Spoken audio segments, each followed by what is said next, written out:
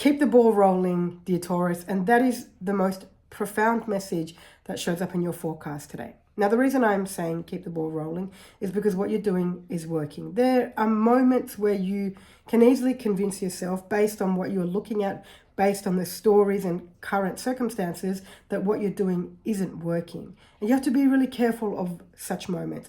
They're the moments where, for example, maybe you didn't sleep well, and so you've got a bit of a mood on you today, right?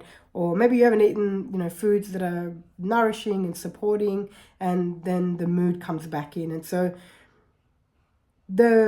perhaps the most important message I could share with the Taurians at the moment, as much as I say keep the ball rolling, things are working, is being able to shift your perspective so that you can recognize that the changes you're making are working. Sure, you won't be able to see it all in the one day. These are not changes that are going to land overnight. It's very rare to have any type of changes that land overnight, and I feel like you already know this.